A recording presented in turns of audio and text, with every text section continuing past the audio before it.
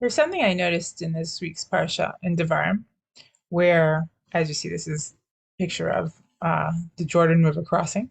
The nation is stationed there, and they're about to cross over to conquer the land.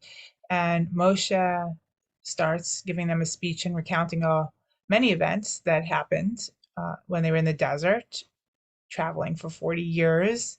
And one of those things was the cause for them having to stay in the desert and circle around for 40 years. And that was the sin of the spies.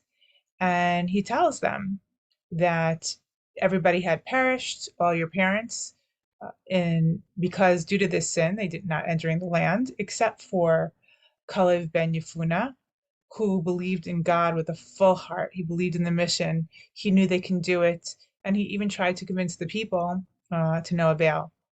And then a short while after, he says, and Yehoshua ben Nun will be taking you into the land. So strengthen Yehoshua, because he's going to take you to get the land as an inheritance. Of course, they're going to engage in many battles to do that. And Moshe was concerned. He was concerned about the success of the nation in conquering the land. And I think when he says these words to strengthen Yoshua, it really struck me because I think it's very telling. First of all, his experience in leading the people was a very trying experience.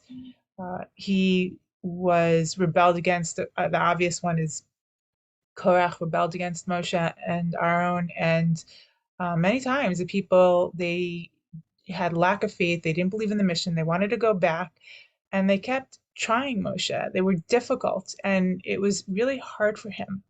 And he must have suffered greatly from this. And I think he worried about Yeshua. He's saying, you have to strengthen him in order for him to succeed in his mission. And one of the reasons why I say this is that Moshe says that you're not going in to the land, and I'm not going in because of you. He said that I'm not going in because of you. And I think what he's trying to say is you need to be there for Yoshua. He needs for you to be there to back him. And that a leader is not just somebody who's there to lead the people and give them all the tools and the ability and everything they need, um, because he's above that and therefore he's appointed the leader.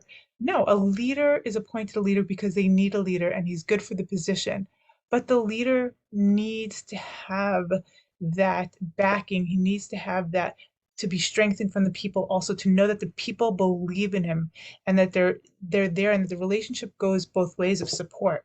And I think this is really important, that people forget that. They think that leaders are just there to serve and forgetting that they have needs too, physical needs, emotional needs, all those kind of needs. And that at times it's important to show your support, your appreciation, whether it be any type of leader, not just the leader of this people or leader of a country, it could be a leader of a business or a household or whatever, that the relationship goes both ways. And at times, a leader needs support and gratitude and words that strengthen them as well, because they are, after all, human.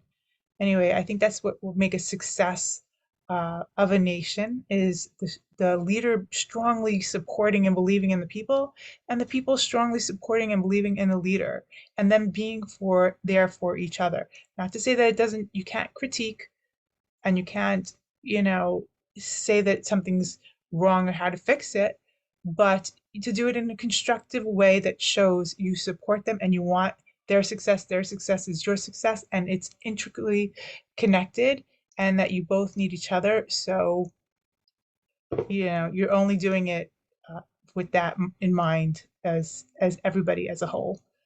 And that will always lead to success, God willing, in our future. I wish you a Shabbat Shalom, a Som Kal, a meaningful fast. Let's not waste this opportunity. And hopefully we won't be fasting next year. Look forward. Shabbat Shalom.